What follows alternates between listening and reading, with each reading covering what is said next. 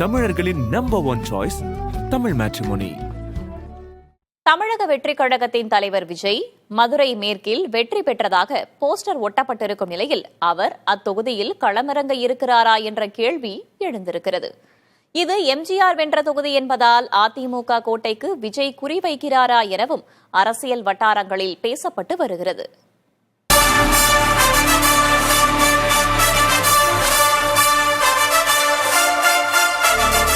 2026 சட்டமன்ற தேர்தலை குறிவைத்து மாநாடு முதல் பூத் கமிட்டி கூட்டங்கள் வரையில் நடத்தி வரும் விஜய் அடுத்ததாக எந்தெந்த தொகுதிகள் தங்கள் கட்சிக்கு வெற்றி வாய்ப்பை தரும் என்கிற தரவுகளையும் சேகரிக்க தொடங்கிவிட்டார்.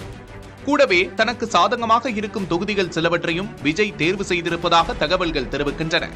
அப்படி விஜயின் விருப்பப்பட்டியலில் மதுரை மண்டலம் முக்கிய இடம் பிடித்திருப்பதாக கூறப்படும் நிலையில் மதுரை மேற்கு தொகுதியில் 1,10,000 வாக்கு வித்தியாசத்தில் வெற்றி பெறச் செய்து விஜயை தமிழக முதல்வராக்கிய வாக்காளர் பெருமக்களுக்கு நன்றி என்று தமிழக வெற்றிக் கழகத்தினர் ஒட்டிய போஸ்டர் தான் அரசியல் வட்டாரங்களில் பேசுபொருளாக மாறியுள்ளது. நடிகர் விஜய் பிறந்து வளர்ந்தது சென்னையாக இருந்தாலும் அவரது பூர்வீகம் ராமநாதபுரம் மாவட்டம் திருப்புல்லானி அருகே இருக்கும் முத்துப்பேட்டை.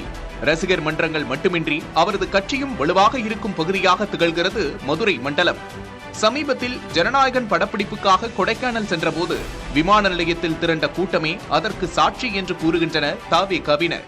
தளபதிக்கும் மதுரைக்கான பொருத்தங்கள் நிறைய விஷயம் சொல்லிக்கிட்டே போகலாம். அதனால தளபதி மதுரையில் 10 தொகுதி இருக்கு. அதில் எந்த தொகுதியில் நின்றாரும் பெருவாரியான வாக்கு வித்தியாசத்தில் ஜெயிப்பாருன்றது எங்களோட நம்பிக்கை, எங்களோட ஆசை. மதுரா படத்தை எடுத்துங்க, மதுரை கலெக்டராக நடிச்சிருக்காரு. கில்லி படத்தை எடுத்துங்க, மதுரை கில்லியாவே வந்துட்டு கில்லியாக போயிருக்காரு.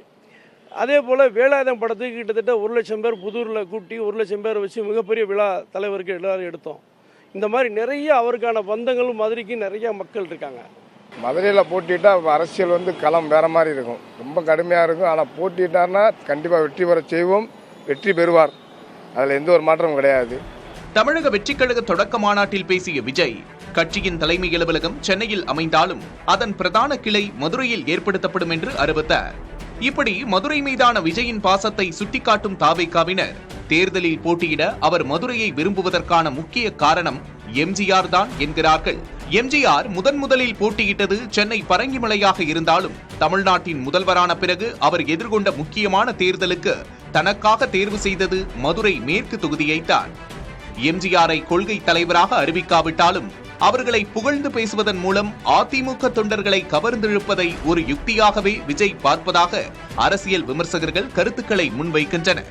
தவிகவினர் அவர்களது விருப்பத்தை தெரிவிப்பதற்காக ஒட்டப்பட்டுள்ள சுவரொட்டி, அப்படித்தான் நான் புரிந்து கொள்கிறேன். எம்ஜிஆரின் புகழ்பாடுதல் இதை ஒட்டி விஜய் அவர்களின் அரசியல் அமையுமே ஆனால் அதிமுக கூட்டணி சித்திக்காது. என்ன காரணம் என்றால் அவர்களும் அதே எம்ஜிஆர் நிகழ்ச்சியில் தான் வருகிறார்கள். செல்லூர் ராஜு அவர்களின் தொகுதி அது. இதே தொகுதியில விஜய் அவர்கள் போட்டியிடுவதாக இருந்தால் அதிமுகவுக்கும் அது அரசியல் ரீதியாக இடையூறாக இருக்கும். எல்லாவற்றுக்கும் மேலாக அரசியல் பிரவேசத்தின் முன்னோடியாக விஜய் முதலில் மக்கள் மத்தியில் தோன்றிய இடமும் மதுரைதான். இத்தனை தகவல்கள் வந்தாலும் எந்த தொகுதியில் போட்டியிடுவது என தேர்வு செய்து அறிவிப்பது விஜய் மட்டுமே என தவிக தலைமை கழகம் கூறியுள்ளது. தமிழக வெற்றிக் கழகத்தினுடைய தலைவர் எங்கு போட்டியிடுவார் என்பது குறித்து தற்போது வரை எந்த ஒரு முடிவும் செய்யப்படலை அப்படின்னு தெரிவிக்கிறாங்க. தவிக தரப்புல ஒவ்வொரு மாதமும் தமிழ்நாடு முழுவதும் பார்த்தோம்னா கட்சியினுடைய வளர்ச்சி அப்படின்றது ஒரு சர்வே மூலமா கண்காணிக்கப்பட்டு வருது. 15 நாட்களுக்கு ஒரு முறை என மாதத்துக்கு 2 சர்வே எடுக்கப்பட்டு வராங்க. அதே போல தமிழக வெற்றிக் கழகத்தினுடைய தலைவர் எங்கு போட்டியிடலாம் அப்படின்றது குறித்தும் 5 மண்டலத்திலும் தொடர்ச்சியாக சர்வே எடுக்கப்பட்டு வருவதாக தான் கட்சியினுடைய தலைமை தரப்பில் தெரிவிக்கப்பட்டுகிறது. பொதுவாக மதுரை மாவட்டத்தில் உள்ள தொகுதிகளில் எந்த கட்சி அதிக இடங்களில் வெல்கிறதோ அந்த கட்சியே தமிழ்நாட்டில் ஆட்சியமைக்கும் என்பது அரை நூற்றாண்டுக்கும் மேலாக உலவும் கதை. அதை மனதில் வைத்தும் விஜய் மதுரையில் களமிறங்க திட்டமிடுகிறாரா என்ற கேள்வி தமிழக வாக்காளர்கள் மத்தியில் எழுந்துள்ளது. புதிய தலைமுறைக்காக செய்தியாளர்கள் குழு. தமிழர்களின் number one choice Tamil matrimony.